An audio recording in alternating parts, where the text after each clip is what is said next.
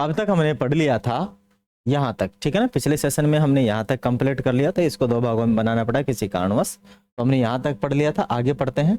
आगे अपने पास है पत्तियों में, माने पत्तियों में एक हरा वर्णक होता है जिसे हम क्लोरोफिल कहते हैं। जो पत्तियों का हरा कलर होता है वो क्लोरोफिल के कारण होता है। क्या होता है? हरा जो वर्णक होता है वो होता है क्लोरोफिल, और क्लोरोफिल के कारण पत्तियों का रंग हरा होता है, ठीक है। क्लोरोफिल सूर्य के प्रकाश की ऊर्जा का संग्रहण करने में पत्तियों की सहायता करते हैं। जो क्लोरोफिल होता है ना, वो क्या करते हैं, जो सूर्य से आने वाली ऊर्जा है, ठीक है, उसको संग्रहण करने का कार्य करती है। किसकी सहायता से? क्लोरोफिल की सहायता से। इस ऊर्जा का उपयोग जल एवं कार्बन डाइऑक्साइड से खाद्य संश्लेषण में होता है। जो सूर्य से आने वाली ऊर्जा है उसका उपयोग जल और कार्बन डाइऑक्साइड तथा जो खनिज तत्व है, ठीक है ना, उनका संश्लेषण होता है इसकी सहायता से। क्या होता है? संश्लेषण होता है इस ऊर्जा की सहायता से, क्योंकि खाद्य संश्लेषण सूर्य के, जो खाद्य संश्लेषण है सूर्य के, यहाँ पर एक क्रिया वो दे रखी है आपको, ठीक है ना। यहाँ देखिए क्या होता है, जो खाद्य संश्लेषण है वो क्या होता है, देखो ये देखो, ये एक क्रिया चल रही है, यहाँ पर क्रिया चल रही है जिसमें आपके पास कार्बन डाइऑक्साइड रहेगी और प्लस में H2 रहेगा, ठीक है ना। क्या रहेगा? H2O रहेगा, और यहाँ पर क्लोरोफिल या सूर्य का प्रकाश दोनों रहेगा, और यहाँ पर कार्बोहाइड्रेट होगा। कार्बोहाइड्रेट मानी ग्लूकोज, ठीक है ना, मानी C क्या होता है, C6H12O6 प्लस में ऑक्सीजन, ठीक है। इनके कितने कितने परमाणु होंगे वो आगे हम उसमें ज्ञात करेंगे कि इनके कितने कितने परमाणु ये प्रोड्यूस करते हैं इस पूरी रिएक्शंस के अंदर, वो आगे हम जानेंगे, ठीक है। लेकिन कार्बन डाइऑक्साइड, कार्बन डाइऑक्साइड और जल मिलकर, अब कार्बन डाइऑक्साइड के कितने परमाणु मिलते हैं वो आगे हम देखेंगे। और यहाँ जल होगा, जल आपस में क्रिया करेगा सूर्य के प्रकाश और क्लोरोफिल की उपस्थिति में, इनके अंदर प्रकाश संश्लेषण होगा। प्रकाश संश्लेषण होगा तब जाकर आपको कार्बोहाइड्रेट और ऑक्सीजन मिलेगा। तो ऑक्सीजन तो वो हमें दे देता है, ठीक है ना। ऑक्सीजन तो क्या करता है, हमें दे देता है, सॉरी। ऑक्सीजन तो क्या करता है, जो पेड़ पौधा हमें दे देता है, और कार्बोहाइड्रेट खुद रख लेता है अपने भोजन के लिए कि भाई मैं खा लूंगा इसे और आप ये खा लो, ठीक है ना। आप क्या करो, ऑक्सीजन का सेवन कर लो, आप भी जीवित रह लो और मैं भी जीवित रह लेता हूँ, ठीक है। तो पेड़ हमारा इस प्रकार से क्या करते हैं, सहायता करते हैं। वो खुद के साथ साथ अपना भी भोजन बनाते हैं, माने अपने लिए भी भोजन बनाते हैं, हमें भी जिंदा रखने का एक जो जीवनदायिनी गैस है वो हमें देते हैं, ठीक है। जीवनदायिनी जो गैस है वो हमें प्रोवाइड करवाते हैं। कौन प्रोवाइड करवाते हैं? पेड़ पौधे, ठीक है। खाद्य संश्लेषण होता है क्योंकि खाद्य संश्लेषण सूर्य के प्रकाश की उपस्थिति में होता है, इसलिए इसे प्रकाश संश्लेषण कहते हैं। इसीलिए इसे क्या कहते हैं, प्रकाश संश्लेषण, क्योंकि सूर्य की उपस्थिति में ही होता है। सूर्य का जो प्रकाश है उसकी उपस्थिति में ही प्रकाश संश्लेषण होता है। अतः हमने देखा है कि chlorophyll, Surya Prakash, carbon dioxide एवं जल प्रकाश, जल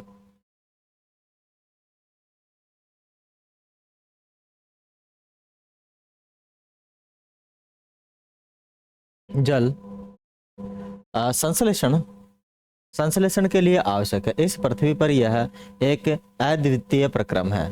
पत्तियों द्वारा सौर ऊर्जा संग्रहित की जाती है तथा पादप में खाद्य के रूप में संचित हो जाती है। क्या हो जाती है? संचित हो जाती है। अतः सभी जीवों के लिए सूर्य की ऊर्जा का चरम होता है, ठीक है ना। मन जो सभी जीवों हैं उनके लिए सूर्य की ऊर्जा का एक चरम स्रोत है, ठीक है ना। माने सूर्य की ऊर्जा बहुत इंपॉर्टेंट है हमारे जीवन में और सभी पेड़ पौधों और पक्षियों और पशुओं के जीवन में। क्या आप कल्पना कर सकते हैं कि प्रकाश संश्लेषण नहीं होगा तो क्या होगा? अगर प्रकाश संश्लेषण नहीं होगा तो इस पूरी पृथ्वी पर एक भी पेड़ पौधा नहीं होगा, क्योंकि उसी से खाना बनाते हो, और जब पेड़ पौधा नहीं होगा तो हमें ऑक्सीजन नहीं मिलेगी, और ऑक्सीजन नहीं मिलेगी तो फिर हम जीवित नहीं रह सकेंगे, ठीक है ना। क्या नहीं रह सकेंगे? जीवित नहीं रह सकेंगे। साथ ही साथ कार्बन डाइऑक्साइड की मात्रा बढ़ जाएगी, क्योंकि कार्बन डाइऑक्साइड को सोखने का केवल और केवल एक सोर्स है जंगल। जंगल में क्या है, पेड़ पौधे। अगर पेड़ पौधे रहेंगे नहीं तो कार्बन डाइऑक्साइड की मात्रा बहुत ज़्यादा बढ़ जाएगी। कार्बन डाइऑक्साइड की मात्रा बढ़ेगी तो पृथ्वी का तापमान बढ़ेगा। पृथ्वी पर तापमान बढ़ेगा तो पृथ्वी पर हलचल मचेगी। हलचल मचेगी, क्लाइमेट चेंज होगा। कभी आंधी आ रही है, कभी तूफान आ रहा है, कभी बारिश हो रही है, कभी आग उपड़ रही है, ठीक है, सूखा पड़ रहा है। इस प्रकार की समस्याएं उत्पन्न होने लग जाएगी। और जब इस प्रकार की समस्याएं उत्पन्न होने लग जाएगी तो मानव जीवन तो क्या, इस जीव मात्र का कोई इस पर कुछ नहीं बचने वाला, ठीक है ना। माने जीव मात्र इस पर बिल्कुल भी नहीं बचने वाला है। आगे लीजिए, प्रकाश संश्लेषण न होने की स्थिति में खाद्य उपलब्ध नहीं होगा। अतः सभी जीवों का अस्तित्व प्रत्यक्ष या परोक्ष रूप से पादपों द्वारा निर्मित भोजन पर निर्भर करता है। इसके अतिरिक्त सभी जीवों के लिए परमावश्यक ऑक्सीजन भी प्रकाश संश्लेषण के दौरान ही निर्मित होती है। प्रकाश संश्लेषण की अनुपस्थिति में पृथ्वी पर जीवन की कल्पना असंभव है, ठीक है ना। प्रकाश संश्लेषण की अनुपस्थिति में जो पृथ्वी पर जीवन है उसकी कल्पना असंभव है, माने जीवन संभव नहीं है। क्या नहीं है, जीवन संभव नहीं है। प्रकाश संश्लेषण के दौरान पत्तियों की क्लोरोफिल युक्त कोशिकाएं सूर्य के प्रकाश की उपस्थिति में कार्बन डाइऑक्साइड, माने सूर्य के प्रकाश की उपस्थिति में कार्बन डाइऑक्साइड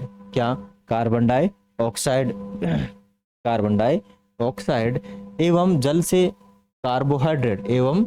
से कार्बोहाइड्रेट का संश्लेषण करती है। इस प्रक्रम को निम्न समीकरण द्वारा दर्शाते हैं। जो कि हमने ये समीकरण देखा है वो इसी समीकरण द्वारा दर्शाया गया है, ठीक है ना। आगे क्या है, इस प्रक्रम में ऑक्सीजन निर्मुक्त होती है, माने ऑक्सीजन बाहर निकलती है। और कार्बोहाइड्रेट अंततः पत्तियों में मड माने स्टार्च के रूप में संचित हो जाता है, ठीक है ना। जो कार्बोहाइड्रेट है मड है। कार्बोहाइड्रेट क्या है, C6H12O6 और इसे ही कहते हैं ग्लूकोज। क्या बोलते हैं इसे, ग्लूकोज, ठीक है। और या फिर इसे क्या बोलते हैं, स्टार्च। क्या बोलते हैं, स्टार्च या फिर इसे मड कहते हैं। क्या बोलते हैं, इसे मड कहते हैं, ठीक है ना, मड। ओके, और यही किसके काम में आता है, पेड़ पौधों के काम में आता है। यही होता है पेड़ पौधों का भोजन। हमारा भी भोजन यही है। हमारे शरीर में भी क्या होता है, और इसकी जरूरत होती है, खाना खाते हैं जिसका ग्लूकोज बनता है और ग्लूकोज हमारे शरीर में काम में आता है। बस पेड़ पौधों में इसे क्या कहते हैं, स्टार्च कहते हैं, ठीक है ना।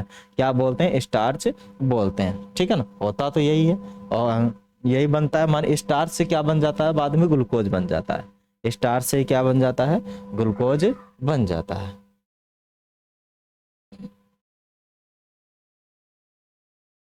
आगे जरा देखिएगा, माने पेड़ पौधे जो हैं उनके पत्तियों के अंदर क्लोरोफिल दर्शाए गए हैं। इस प्रकार से क्लोरोफिल की संरचना होती है।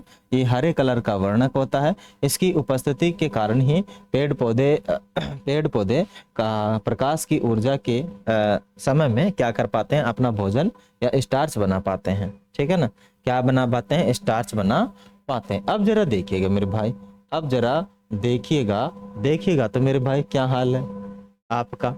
देखो क्या है, मानी जो पत्तियां हैं, मानी पत्ती का जो भाग है, ठीक है, उसके अंदर क्या होता है, ये पत्ती दे रखी है आपको, लीफ दे रखी है, पत्ती है। और पत्ती में छोटे छोटे प्रत्येक जगह पर छिद्र होते हैं, बहुत बारीक। अगर उसको माइक्रोस्कोप से देखा जाए तो इस प्रकार से वो दिखेगा। माने सूक्ष्मदर्शी से आप देखोगे तो इस प्रकार का आपको एक डायग्राम दिखेगा। क्या दिखेगा, डायग्राम दिखेगा इस प्रकार का। और यही डायग्राम क्या है आपका, यही डायग्राम है स्टोमाटा का। किसका है, स्टोमाटा, जिसे रंध्र कहते हैं। क्या कहते हैं, जिसे रंध्र, ठीक है ना। जिसे क्या कहते हैं, रंध्र कहते हैं। क्या कहते हैं, रंध्र कहते हैं, ठीक है ना। क्या कहते हैं, रंध्र कहते हैं। क्या कहते हैं, रंध्र कहते हैं। क्लोरोफिल युक्त कोशिकाएं दर्शाते हुए किसी पत्ती का काट चित्र है। किसी पत्ती का क्या है, ये काट चित्र है। आगे देखिएगा, आगे क्या है, पत्ती में स्टार्च की उपस्थिति में प्रकाश संश्लेषण प्रक्रम संपन्न होता है, होना दर्शाता है। स्टार्च भी एक प्रकार का कार्बोहाइड्रेट है। जो स्टार्च भी है मैंने क्या बोला था, स्टार्च भी एक प्रकार का क्या है, कार्बोहाइड्रेट है, या ग्लूकोज कह सकते हो आप इसे, क्या कह सकते हो, ग्लूकोज कह सकते हो। अब जरा देखिएगा किस प्रकार से ये बनता है। अपने पास इसका डायग्राम दे रखा है, यहाँ पर एक पौधा दे रखा है, या पौधा है ये, ठीक है। यहाँ से सूर्य का प्रकाश आ रहा है, उस पे पत्तियां हैं। अब ये क्या करता है, कार्बन डाइऑक्साइड लेता है, और सूर्य के प्रकाश में कार्बन डाइऑक्साइड लेगा और ऑक्सीजन हमें छोड़ देगा। ऑक्सीजन तो हम ले लेंगे, ऑक्सीजन हम ले लेंगे, और ये क्या ले लेता है, जहरीली गैस जो कार्बन डाइऑक्साइड है वो ले लेता है, ठीक है ना, और ऑक्सीजन हमें दे देता है। तो ऑक्सीजन को तो हम उपयोग में ले लेते हैं, और इसमें जो मड बनता है वो ये खुद उपयोग में ले लेता है। तो दोनों का काम चल रहा है, दोनों का क्या काम चल रहा है, प्रॉपर काम चल रहा है। पत्तियों से ये क्या लेता रहता है, जल और खनिज तत्व लेता रहता है, क्योंकि पत्ती यहाँ पर जमीन के अंदर काफी सारे खनिज तत्व है, लवण है, इन चीजों को ये क्या करता है, लेता है अपने भोजन के रूप में, ठीक है, और ऊपर चढ़ाता रहता है। क्या करता है, ऊपर चढ़ता रहता है इसके अंदर, और अपना काम बनाता रहता है।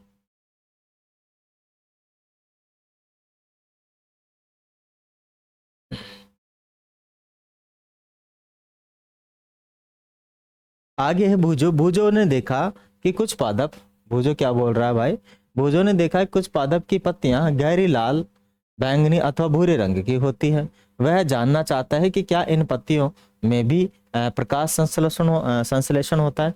भाई हरे रंग की पत्ती, हरे रंग की पत्तियां ही प्रकाश संश्लेषण कर सकती है, ऐसा है, या बैंगनी रंग की भी कर सकती है, या लाल रंग की भी कर सकती है। क्योंकि कुछ पादपों की लाल रंग की पत्तियां होती है, कुछ पादपों की बैंगनी रंग की होती है। न के बराबर पादप होते हैं ऐसे, मतलब न के बराबर 1-2% होते हैं, बाकी 1-2% भी कहाँ मिलते हैं, न % मिलते हैं, बाकी सब हरे ही मिलते हैं, ठीक है। तो समझिएगा, पत्तियों के अतिरिक्त पादपों के दूसरे हरे भागों जैसे कि हरे तने हो गए एवं हरी शाखाओं में भी प्रकाश संश्लेषण होता है। मरुस्थलीय पादपों में वाष्पोत्सर्जन द्वारा जल सह को कम करने के लिए पत्तियां शल्क तथा अशल्क अथवा सूल रूपी हो जाती है, सूल रूपी हो जाती है। और इन पादपों के तने, इन पादपों के तने हरे होते हैं, जो प्रकाश संश्लेषण का कार्य करते हैं। आप लोगों को पता है कि जहाँ पर पानी की मात्रा ज्यादा होती है, वहां पर सूल वाले पेड़ पौधे, जिनके अंदर सूल होते हैं ना, माने सुई जैसे, इंजेक्शन जैसे सूल होते हैं उनके, ठीक है ना, कांटे होते हैं, ठीक है ना, क्या होते हैं, कांटे होते हैं।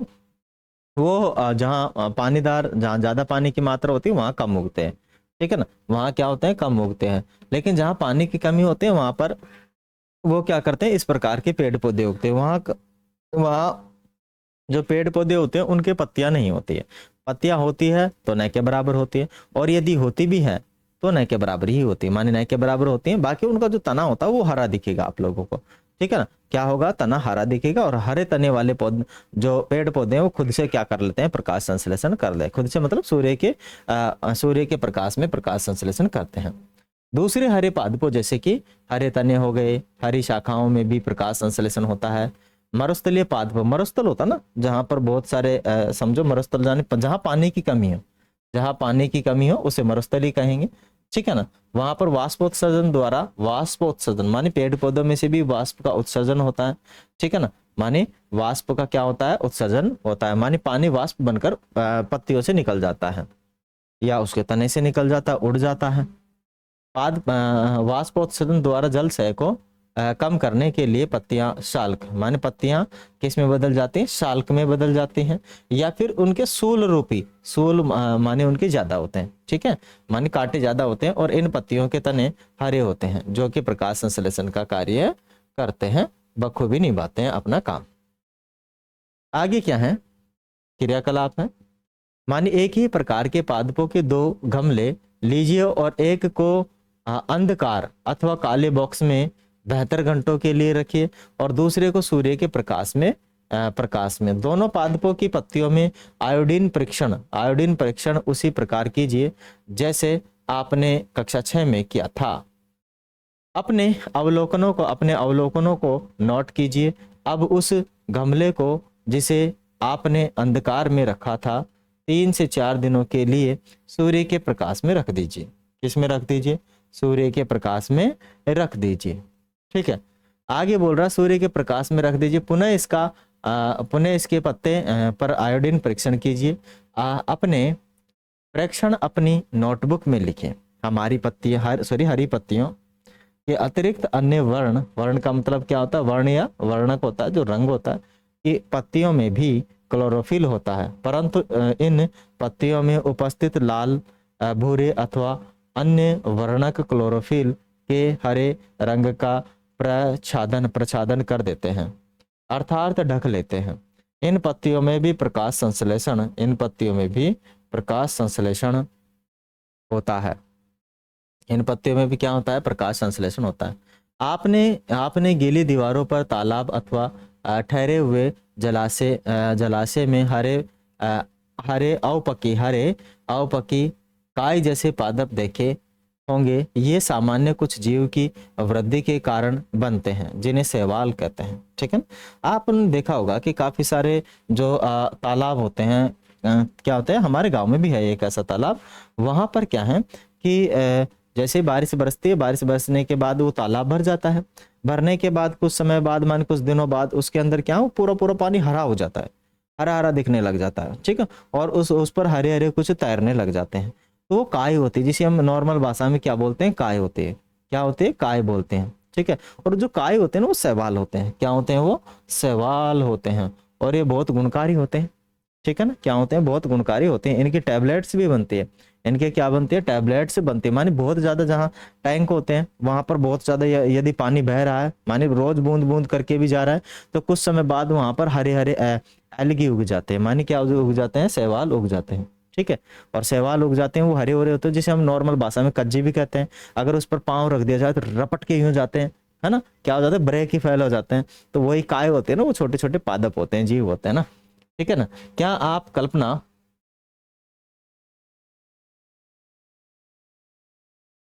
ये देखो, ये तो पत्तियां है ना, विभिन्न रंगों की पत्तियां, अलग अलग प्रकार के की पत्तियां हो गई, कर सकते हो। और इनका रंग हरा क्यों होता है, इनमें क्लोरोफिल होता है, और इनके कारण ये हरे रंग के दिखाई देते हैं। कहाँ गए इसका वो,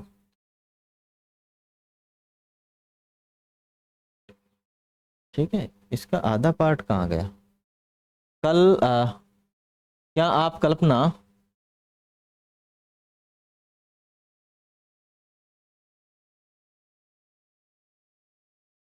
क्या आप कल्पना कर सकते हैं कि इनका रंग हरा क्यों होता है, और इनमें क्लोरोफिल होता है। इसके कारण ये हरे दिखाई देने देते हैं। शैवाल भी प्रकाश संश्लेषण द्वारा अपना भोजन बनाते हैं। जो एल्गी होती है, जो काय होती है, वो भी सूर्य के प्रकाश में अपना भोजन बनाती है। किसमें बनाती है, सूर्य के प्रकाश में अपना भोजन बनाती है।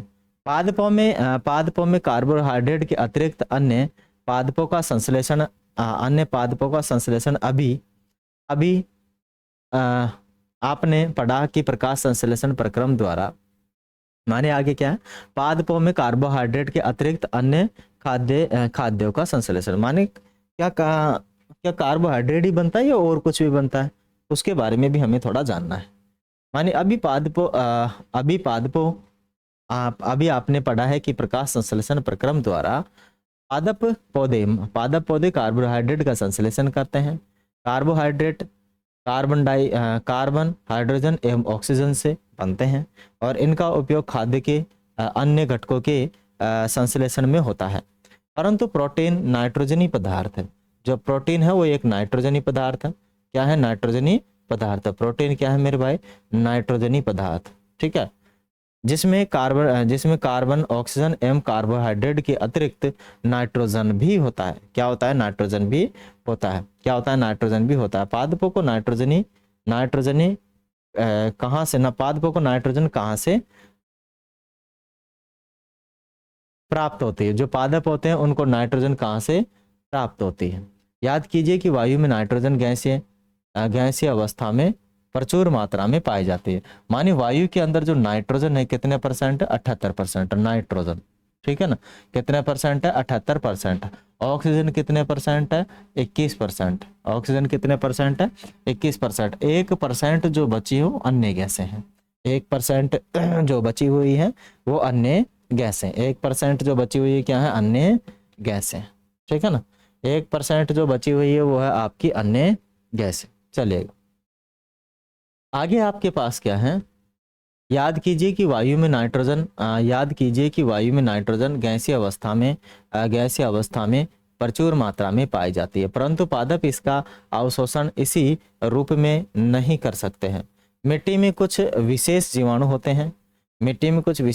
होते हैं, जो गैसीय नाइट्रोजन जीवाणु होते हैं जो गैसीय नाइट्रोजन को उपयोगी यौगिकों में उपयोगी कर मृदा में निर्मुक्त करते हैं। मृदा में क्या कर देते हैं, वो निर्मुक्त कर देते हैं। यह विलेय पदार्थों पादपों द्वारा जल के साथ अवशोषित कर लिया जाता है। क्या कर लिया जाता है?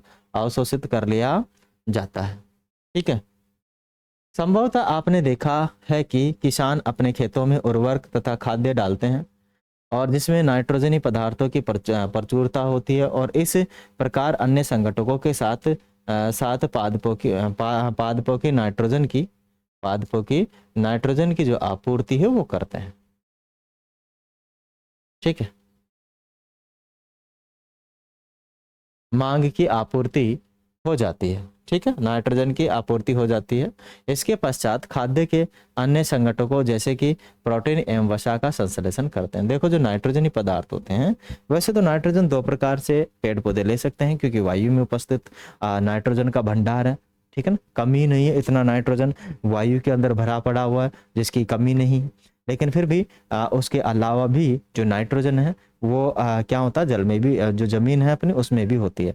ठीक है। कुछ पेड़ पौधे होते हैं, उनका जड़ों के अंदर नाइट्रोजन स्थिरीकरण कर लेते हैं। क्या कर लेते हैं? नाइट्रोजन स्थिरीकरण कर लेते हैं। जैसे मटर का पौधा, क्योंकि जिन पौधों में गांठ होती है वो नाइट्रोजन स्थिरीकरण की ही गांठ होती है।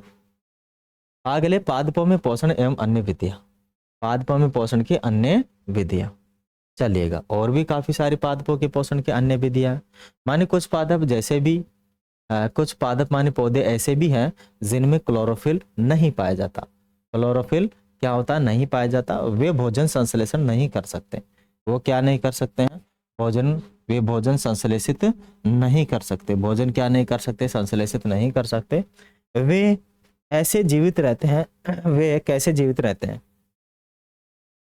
वे पोषक किस प्रकार प्राप्त करते हैं? मनुष्य एवं अन्य प्राणियों की तरह वे पादप भी अपने भोजन के लिए अन्य पादपों द्वारा निर्मित खाद्य पदार्थ निर्भर होते हैं। खाद्य पदार्थ पर क्या होते हैं मेरे भाई?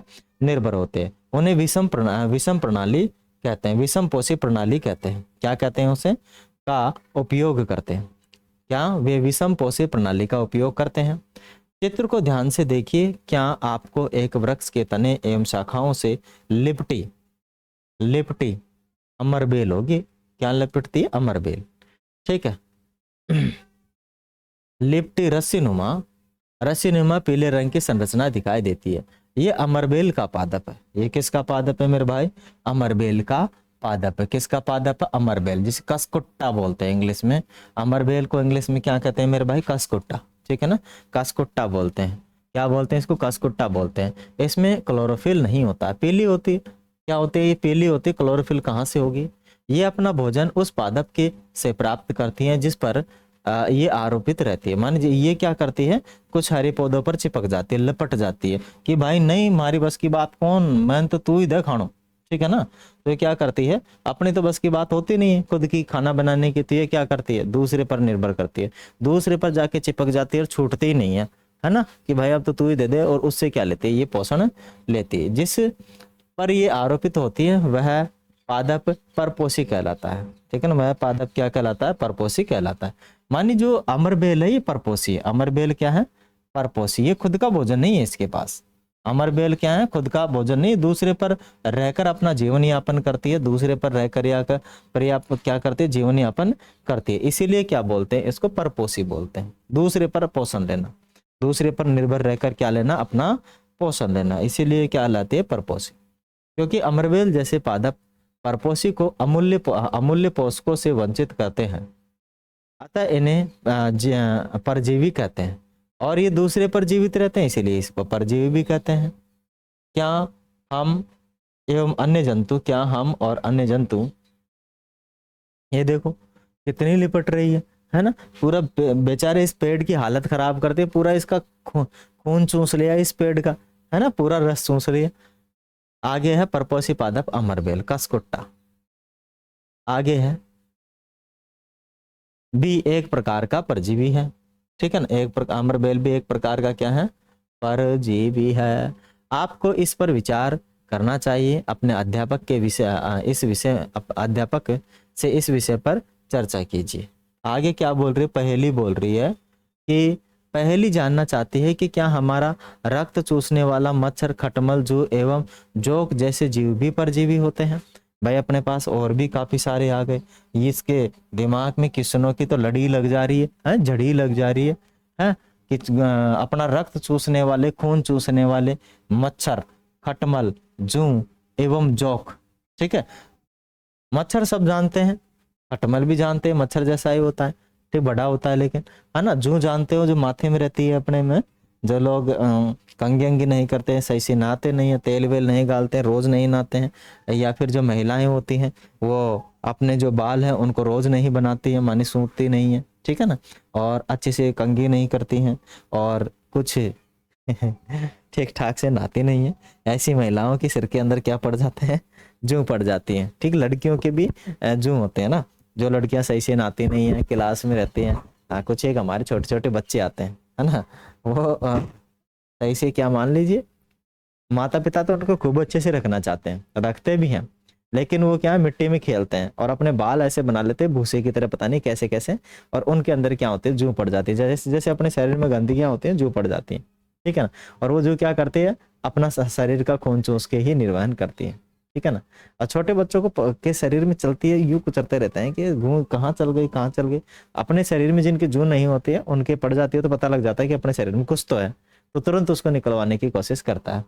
ठीक है, लेकिन छोटे बच्चे क्या है, उनका मस्त पढ़ने मानी साफ साफ सुथरा में कम ध्यान रहता है, पढ़ने में ज्यादा भी ध्यान नहीं रहता, केवल खेलने में ज्यादा ध्यान रहता है। इसमें ध्यान रहता है, खेलने में, और फिक्र नहीं करते कि अपने को कौन चूस रहा है, चूसने तो जो चूस रहा है, अपने तो खेलने में मस्त रहते हैं।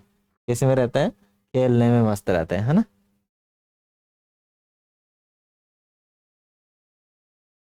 चलिए आगे, मानी क्या आपने ऐसे पादपों को देखा अथवा उनके विषय में सुना है जो जंतुओं का भक्षण करते हैं, और कुछ ऐसे पादप भी हैं जो कीटों को पकड़ते हैं। कुछ ऐसे पादप, कीट पकड़ने वाला पादप है।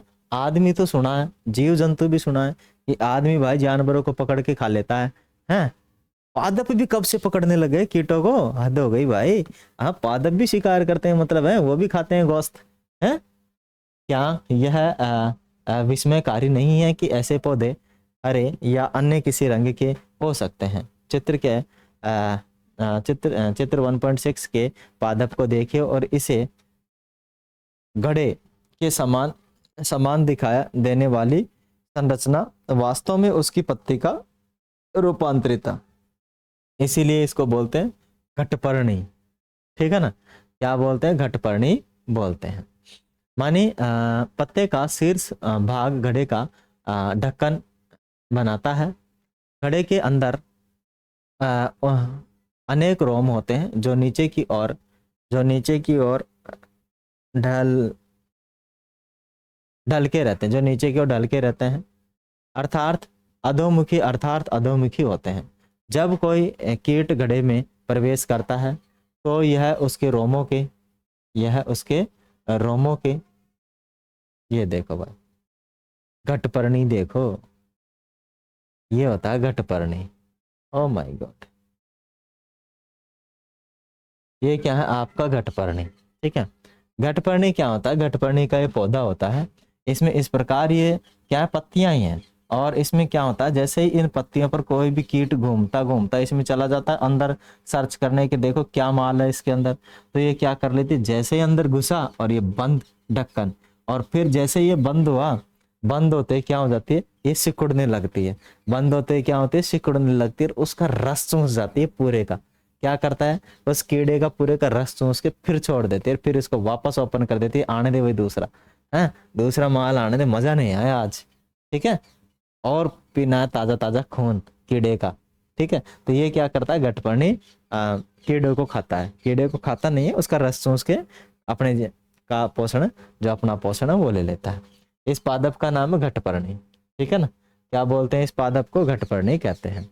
माने घटपर्णी या पिक्चर प्लांट बोलते हैं इसे, क्या बोलते हैं, घटपर्णी या पिक्चर पादप, एक पिक्चर प्लांट बोलते हैं। घड़े एवं ढक्कन जैसी क्या होती है, संरचना होती है। घड़े में इसके ढक्कन जैसी संरचना होती है और ये खूब कीटों को क्या करता है, अपना भोजन बनाता है। क्या करता है मेरे भाई, अपना भोजन बनाता है। आगे देखिए जरा, आगे अपने पास क्या है, अपने पास है कि बीच में फंस जाते हैं, माने उसके अंदर फंस जाते हैं, उन रोमों में फंस जाते हैं और घड़े में उपस्थित पाचक रस द्वारा कीटों का पाचन हो जाता है। माने उस घड़े में पाचक रस भी होते हैं। क्या करता है, पाचक रस भी होते हैं। वो पाचक रस क्या कर लेते हैं, उसका पाचन कर लेते हैं। ठीक है, जिस प्रकार से हमारा स्टमक ऐसे दबता है और अपने भोजन को ऐसे पचाता है, उस प्रकार से वो ऐसे नहीं करता, लेकिन थोड़ा दब जाता है और फिर उसमें रस भी होते हैं, वो रस भी उसका क्या कर लेते हैं, रस चूस लेते हैं कि भाई आजा, मजा आ गया, आज तो मिल गया है। कीटों का भक्षण करने वाले ऐसे पादप घटपर्णी पादप कहलाते हैं। कीट बक्षी पादप है ना, जो घटपर्णी पादप है वो क्या कहलाते हैं, कीट बक्षी पादप कहलाते हैं, जो कीटों को खाते हैं। Venus Venus fly trap, Venus fly trap तथा संड्यूस कीट बक्षी पादप है। एक नाम हो गया विनय वीनस फ्लाई ट्रैप, ठीक है ना, Venus fly trap, Venus fly trap, Venus fly trap. और एक है संड्यूस, यानी तो संड्यूस कीट बक्षी, संड्यूस, संड्यूस भी है। क्या है संड्यूस, ये कीट बक्षी पादप के दो अन्य उदाहरण हैं। इनके बारे में जानकारी प्राप्त कीजिए, गुरु जी से बात करो, जानकारी प्राप्त करो। आगे बूझो भ्रमित है, बूझो परेशान हो गया बेचारे, आदमी तो खाते ही खाते हैं, पेड़ पौधे भी खाने लगे, जीव जंतु भी खाने लगे, मांस बचा कौन है, फिर तो प्रकृति भी खाने लग जाएगी, हमें नंगल गई तो प्रकृति है। क्या सोच रहा है, भ्रमित हो गया। माने बूझो भ्रमित है, यदि घटपर्णी हरा होता है और प्रकाश संश्लेषण संपादित करता है तो ये कीटों का भक्षण क्यों करता है? वो कंफ्यूज हो गया, भाई हरा भी है, क्या है, हरा भी है, प्रकाश संश्लेषण भी कर रहा है, फिर क्या जरूरत पड़ गई उसको कि मांस खाए वो है। उसको मजा नहीं आता ना, रोज रोज प्रकाश संश्लेषण के चक्कर में घटपर्णी को क्या नहीं आता, मजा नहीं आता। अरे क्या यार, रोज रोज एक जैसा भोजन, माल मिले तब मजा है ना, ठीक है। तो वो भी सोचता है यार मानव की तरह, मानव भी तो क्या है, खाता है ना, अलग अलग भोजन, रोज रसगुल्ला। हद होगी, मानव को अधिकार है क्या खाने का, मानव को ही है अधिकार रसगुल्ले खाने का है, रसगुल्ले मांस मीट अंडे खाने का मानव को ही है क्या, ये नहीं खाए क्या पेड़ पौधे, इनको भी खाना चाहिए। तो वो सोच रहा मैं क्यों नहीं खाऊं। यह क्या यह संभव है कि इस प्रकार के पादपों को मृदा, यानी तो मृदा से वे सभी पोषक नहीं मिल पाते, मृदा से वो पोषक नहीं मिल पाते जिनकी उन्हें आवश्यकता है, जिनकी उन्हें क्या है, आवश्यकता है। आगे मर्त जीवी, आगे क्या आ गया है, मर्त जीवी। मर्त का मतलब मरा हुआ जीवी, ठीक है ना, मर्त माने मरने वाला या मरा हुआ। आपने बाजार में शतरक मानी मशरूम, शतरक, ठीक है ना, आपने बाजार में मशरूम या शतरक बिकते देखे होंगे। वर्षा के दिनों में वृक्षों की सड़ी गली टूटी टहनियों अथवा तनों अथवा छाल पर छाते के समान संरचनाओं, छाते के समान संरचनाओं के गुच्छे भी आपने देखे होंगे। आइए देखें कि जीवन यापन हेतु इन्हें किस प्रकार के पोषकों की आवश्यकता होती है और वे इन्हें कहाँ से प्राप्त करते हैं, बूझो जानना चाहता है कि ये जीव अपना भोजन किस प्रकार प्राप्त करते हैं। इनमें प्राणियों के समान मुख नहीं होता है, ये हमारे पादपों के समान भी नहीं होते हैं, इनमें क्लोरोफिल अनुपस्थित होता है, अतः ये प्रकाश संश्लेषण द्वारा भोजन का संश्लेषण नहीं कर सकते, ठीक है ना। क्या प्रकाश संश्लेषण के द्वारा जो भोजन होता है उसका संश्लेषण नहीं कर सकते। माने भूजो जानना चाहता है, क्या भूजो जानना चाहता है कि ये जीव अपना भोजन किस प्रकार प्राप्त करते हैं। इनमें प्राणियों के समान मुख नहीं होता है, ये हरे पादपों के समान भी नहीं होते हैं, इनमें क्लोरोफिल अनुपस्थित होता है, अतः ये प्रकाश संश्लेषण द्वारा भोजन का संश्लेषण नहीं कर सकते। भूजो। ये आ गई भाई आपकी मशरूम, ठीक है ना। लगभग 500-400 रुपए किलो मिलती है मार्केट में शतरक, ठीक है ना। क्या है नाम है, शतरक मशरूम, हिंदी में क्या बोलते हैं, शतरक बोलते हैं। और वैसे इसका नाम है मशरूम, क्या है, मशरूम है ना। और ये उग रही होती है, इसमें प्रोटीन की मात्रा बहुत ज़्यादा होती है। प्रोटीन की मात्रा क्या होती है, बहुत ज़्यादा होती है मशरूम में। क्या होती है, प्रोटीन की मात्रा बहुत ज़्यादा होती है, इसीलिए लोग इसे खाते हैं। इसीलिए लोग इसे क्या खाते हैं, डबल रोटी के साथ लगा के खा जाते हैं, ठीक है ना। कौन सी रोटी के साथ लगा के खा जाते हैं, डबल रोटी के साथ इसको लगा के खा जाते हैं मशरूम को, ठीक है। चलते हैं आगे। डबल रोटी के साथ नहीं, मतलब खा इसकी सब्जी बनती है। आगे लीजिए, माने ब्रेड डबल रोटी का एक टुकड़ा लेकर इसे जल में भिगो लें और इसे किसी नम एवं उष्ण स्थान पर 2-3 दिन के लिए रख दीजिए। उस समय तक रखने दीजिए जब तक कि रखे रहने दीजिए जब तक कि उस पर रोए जैसी संरचना न दिखाई देने लगे। ये धब्बे किस प्रकार के हैं, ये धब्बे किस प्रकार के हैं, किसी आवर्धक लेंस अथवा सूक्ष्मदर्शी की सहायता से इनका अवलोकन कीजिए। अपने परीक्षणों को नोटबुक में लिखिए। बहुत यानी तो बहुत संभव है कि आपको रुई के धागों के समान संरचनाएं दिखाई पड़े, आपको रुई के समान क्या पड़े, संरचनाएं दिखाई पड़े, ठीक है। आगे क्या है, यह जीव कवक या फंजाई या क्या बोलते, कवक या फंजाई कहलाते हैं। कवक को इंग्लिश में फंजाई कहते हैं।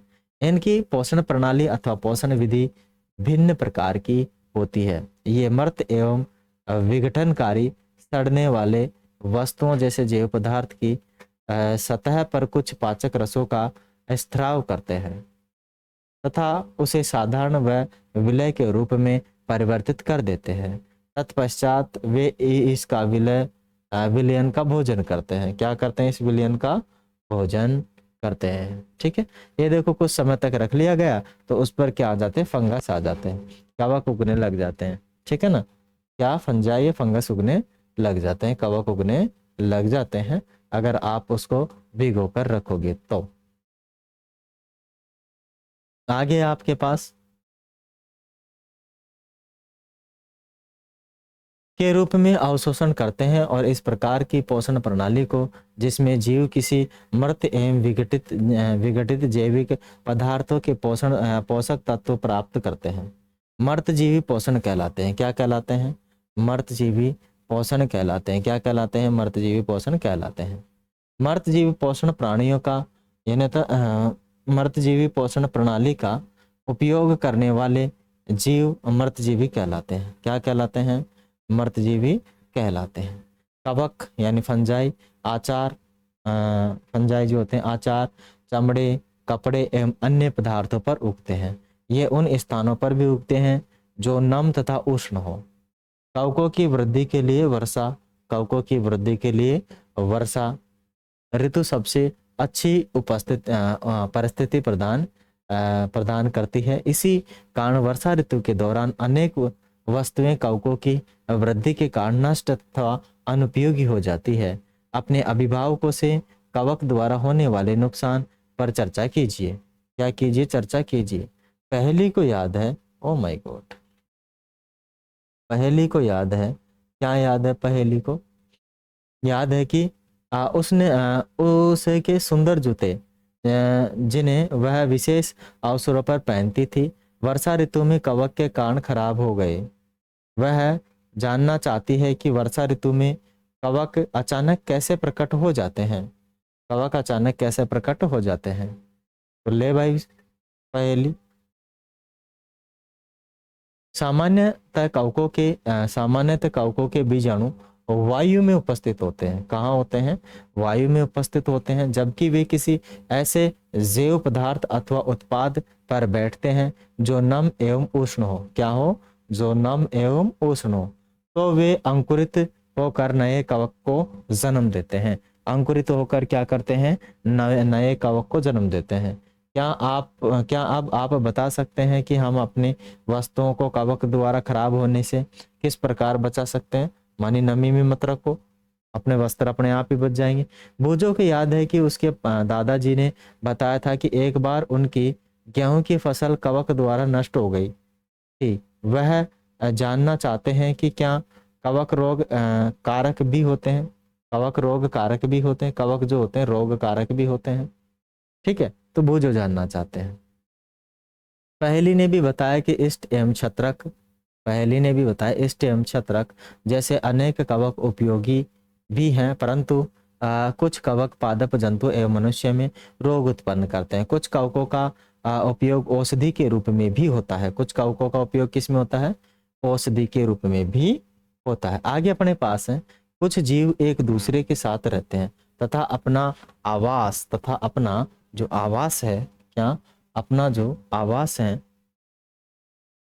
अपना जो आवास एवं पोषक तत्व एक दूसरे के साथ बांटते हैं, उसे हम क्या कहते हैं? सहजीवी संबंध कहते हैं। माने कुछ पादप क्या होते हैं कि भाई अकेला रहना पसंद नहीं करते हैं। ठीक है, क्या नहीं करते हैं? अकेला रहना पसंद नहीं करते हैं, वो किसी एक दूसरे जीव के साथ रहना पसंद करते हैं। ठीक है ना, और अपना खाना भी बांट लेते हैं, अपना आवास भी मानी मकान भी बांट लेते हैं। उदाहरण तो कुछ कवक वृक्षों की जड़ों में रहते हैं और वृक्ष कवक को पोषण प्रदान करते हैं।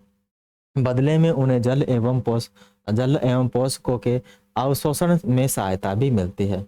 वृक्ष के लिए इस संबंध का विशेष महत्व है। वृक्ष के लिए इस संबंध का विशेष महत्व लाइकेन, लाइकेन कवक और शैवाल का पहला पहला प्यार है। ठीक है ना, ठीक है, जो कवक और शैवाल से उत्पन्न होता है लाइकेन, क्या होता है? कवक और शैवाल से उत्पन्न क्या होता है? लाइकेन। इसीलिए कवक और शैवाल का पहला पहला प्यार क्या होता है? लाइकेन होता है। कहे जाने वाले कुछ जीवों में दो भागीदारी होती है, इनमें से एक शैवाल होता है और दूसरा क्या होता है? कवक। ठीक है, क्या होता है? इनमें से एक तो शैवाल होता है, क्या होता है? शैवाल होता है, और दूसरा क्या होता है? कवक। माने कवक और शैवाल का पहला पहला प्यार क्या होता है? लाइकेन होता है। शैवाल में क्लोरोफिल उपस्थित होता है, जो शैवाल होता है उसमें क्लोरोफिल उपस्थित होता है। क्या होता है? क्लोरोफिल उपस्थित होता है। ठीक है ना, पर्णहरित जिसे हिंदी में बोलते हैं, पर्णहरित उपस्थित होता है। जबकि कवक में क्लोरोफिल नहीं होता है, कवक में नहीं होता है। कवक शैवाल को रहने का स्थान माने जल एवं पोषक तत्व उपलब्ध कराता है, तथा बदले में शैवाल प्रकाश संश्लेषण द्वारा संश्लेषित खाद्य कवक को देता है। ठीक है ना, ये क्या करता है? शैवाल प्रकाश संश्लेषण देता है। वो तो बेचारा जल और पोषण दे देता है, और ये प्रकाश संश्लेषण दे देता है। प्रकाश संश्लेषण से खाद्य कवक को दे देता है। क्या दे देता है? खाद्य कवक को दे देता है। आगे अपने पास क्या है? मृदा। मृदा में पोषकों की पुनः पूर्ति किस प्रकार की होती है? भाई मृदा के अंदर आप लोगों को पता बहुत सारे पेड़ पौधे उगे हुए होते हैं, और वो अगर सारे पोषक तत्वों को खींच लेंगे तो कुछ बचेगा नहीं। तो साल 2 साल बाद में पेड़ पौधे मर जाने चाहिए, क्योंकि उसमें से तो सारे उन्होंने पोषक तत्व खींच लिए। तो भाई उनको रिफिल कैसे किया जाता है, उसके बारे में हम अध्ययन करेंगे। माने क्या आपने किसानों को अपने खेतों में अथवा मालिकों बगीचों के लॉन एवं गमलों में खाद अथवा उर्वरक डालते देखा है? क्या आप जानते हैं कि वे इन्हें मृदा में क्यों मिलाते हैं? उन्हें मृदा में क्यों मिलाते हैं? क्यों मिलाते हैं? ठीक है, आप पढ़ चुके हैं कि पादप मृदा से खनिज पोषक तत्व अवशोषित करते हैं, अतः मृदा में इनकी मात्रा लगातार कम होती जाती है। उर्वरक एवं खाद्य में नाइट्रोजन पोटेशियम फास्फोरस जैसे पोषक तत्व होते हैं। पादपों द्वारा लगातार उपयोग किए जाने के कारण मृदा में उनकी मात्रा धीरे धीरे कम होने लगती है। मृदा में क्या हो जाती है? उनकी मात्रा धीरे धीरे कम होने लग जाती है। फिर क्या किया जाए? मात्रा कम हो जाए तो रिफिल कैसे किया जाए, तो इसी को हम जानेंगे। मृदा को पोषक तत्वों से समृद्ध करने के लिए भूमि में उर्वरक तथा खाद्य मिलाने की आवश्यकता होती है। क्या? उर्वरक और खाद्य मिलाने की क्या होती है? आवश्यकता होती है। ठीक है, आवश्यकता होती है।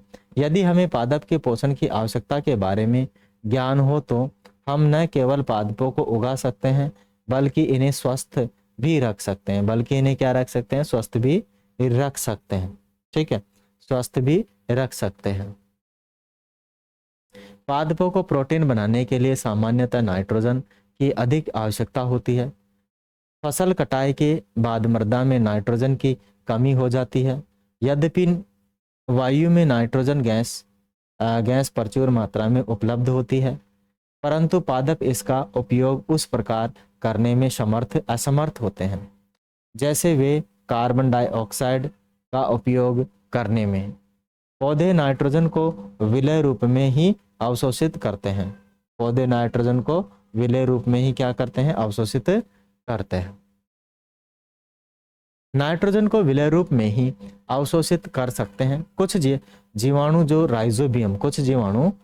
राइजोबियम कहलाते हैं। वायुमंडलीय नाइट्रोजन को विलय पदार्थों में क्या करते हैं? परिवर्तित करते हैं। राइजोबियम की गांठें मटर के पौधे के अंदर होती है और ज्यादातर जो फलीदार पौधे होते हैं उनके अंदर क्या हो जाती है? राइजोबियम की गांठें होती है जो नाइट्रोजन स्थिरीकरण का कार्य करते हैं। ये मैंने आप लोगों को पहले भी बता दिया था।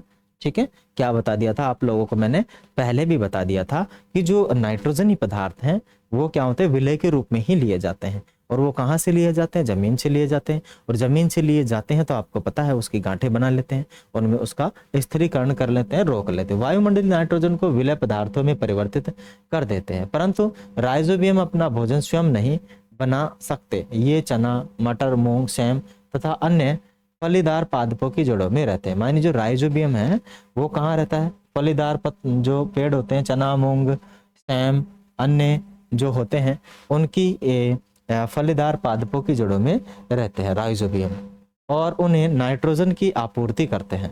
अधिकतर दालें फलीदार पादपों से प्राप्त होती है। अधिकतर जो दालें होती हैं फलीदार पादपों से क्या होती है? प्राप्त होती है। इनके बदले में पादप राइजोबियम जीवाणु को क्या देता है? आवास देता है एवं खाद्य प्रदान करते हैं। अतः उनमें सहजीवी संबंध होता है।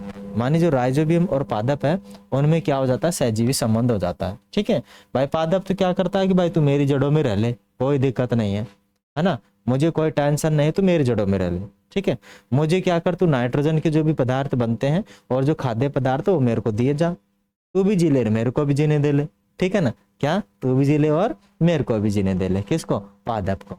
ठीक है, तो कौन से पादपों में उगता? जो चने, मूंग, दाल, इनकी जो पेड़ होते हैं, पौधे होते हैं, उनकी जड़ों में ये रहता है, अपना आवास बना लेता है और मस्त जिंदगी गुजारता है जब तक वो जीवित रहता है।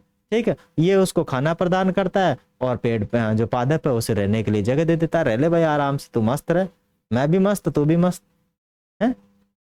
तो इस संबंध का किसानों के लिए विशेष महत्व है। दालों की फसलों के लिए उन्हें मृदा में नाइट्रोजन उर्वरक देने की आवश्यकता नहीं पड़ती है। ठीक है ना, माने दालों के उत्पाद के लिए जो किसान है उसको नाइट्रोजनी पदार्थ डालने की कतई जरूरत नहीं होती है। वो तो राइजोबियम जाने। ठीक है, नाइट्रोजन के लिए तो राइजोबियम ने गारंटी ले ली कि भाई मैं जिंदा हूं ना, काय को टेंशन ले रहा है। किसान मित्र से बोलता है कि भाई मैं जिंदा हूं राइजोबियम, तुझे क्यों टेंशन है, नाइट्रोजनी पदार्थ तो मैं खुद ही दे लूंगा, और कुछ है जो ला वो तो मैं बना लूंगा, और जो कुछ चीजें हैं जिनकी जरूरत है वो डाल दो। तो राइजोबियम मैं बैठा हूँ, नाइट्रोजनी पदार्थ मैं दूंगा, थोड़ा बहुत पोषण भी मैं दूंगा, है ना, बस मेरे को रहने के लिए जगह दिला दो बस इस पादप से। ठीक है ना, तो रहने के लिए जगह दे देता है, वो नाइट्रोजन की आपूर्ति करता रहता है, खाद्य पदार्थों की आपूर्ति करते रहता है। लेकिन अगर किसी फिर भी अलग जो पदार्थ है उनकी जरूरत पड़ जाती है पोषक तत्वों की, तो उर्वरक या खाद्य के रूप में किसान उसमें देता है, देने की आवश्यकता नहीं पड़ती। यही नहीं दाल की फसल उगाने के बाद अगली फसल के लिए भी सामान्यतः उर्वरकों की आवश्यकता नहीं होती है। अगली फसल के भी लिए जरूरत नहीं, हम बैठे हैं तो क्या दिक्कत है? राजवीम बोलता है हम बैठे हैं तो क्या दिक्कत है। इस अध्याय में आपने पढ़ा है कि अधिकतर पादप स्वपोषी होते हैं। इस अध्याय में हमने पढ़ा है कि अधिकतर पादप जो होते हैं स्वपोषी होते हैं, अपना खाना खुद ही बना लेते हैं, दूसरे पे डिपेंड नहीं होते हैं। बहुत कम ही है पादप अन्य पोषक ये नहीं होता पोषण प्रणाली अपनाते हैं, जैसे कि परजीवी एवं नाइट्रोजनी पादप।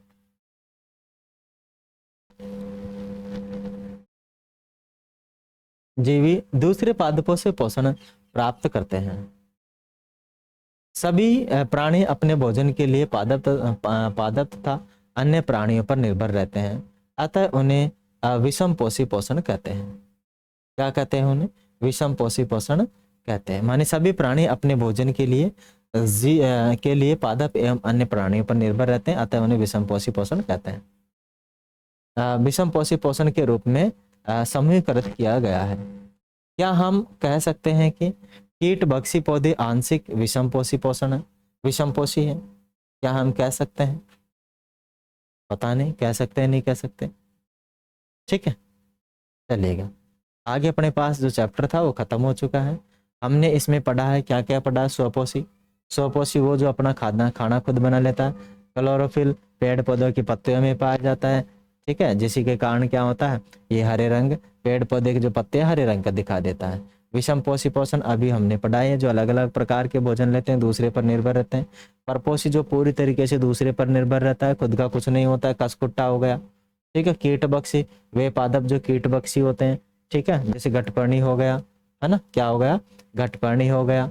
और भी उसके दो उदाहरण थे उसमें, माने पोषक वे पदार्थ जो वे पदार्थ जो पेड़ पौधों की वृद्धि के लिए आवश्यक होते हैं, पोषक पदार्थ कहलाते हैं।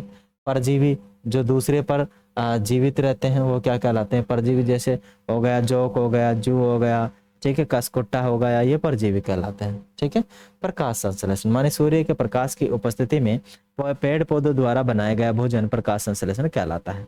क्या कहलाता है? पूरा प्रकाश संश्लेषण कहलाता है। ठीक है, या फिर सूर्य के प्रकाश की ऊर्जा में पेड़ पौधों की पत्तियों द्वारा, ठीक है, पेड़ पौधों की पत्तियों द्वारा ऑक्सीजन कार्बन डाइऑक्साइड का लेना और ऑक्सीजन का देना तथा अपने भोजन के रूप में स्टार्च को संग्रहित करना ही क्या कहलाता है? प्रकाश संश्लेषण कहलाता है। ठीक है, चलिएगा प्यारे बच्चों, आशा करते हैं कि आप सभी लोगों ने इसे अच्छे से जाना होगा, सीखा होगा, एक एक चीज आप सीख चुके हैं। चलिए तो फिर अगले सेशन में मिलेंगे। आप सभी से लेते हैं अलविदा। यदि चैनल पर नए हैं तो चैनल को लाइक करना है, शेयर करना है और ज़्यादा से ज़्यादा सब्सक्राइब करवाना है। और कमेंट तो प्यारे प्यारे करने ही करने। कहाँ से देख रहे हैं आप लोग हमें ये भी बताएंगे, समझ में आया नहीं आया ये भी बताएंगे। और यदि हमें इम्प्रूवमेंट की ज़रूरत है तो आप हमें ये भी सजेस्ट करेंगे कि आप में किस प्रकार से और इम्प्रूवमेंट करने की ज़रूरत है। चलिए प्यारे बच्चों, फिर मिलेंगे अगले वाले सेशन में। तब तक के लिए लेते हैं आप सभी से अलविदा। Thank you, have a nice day.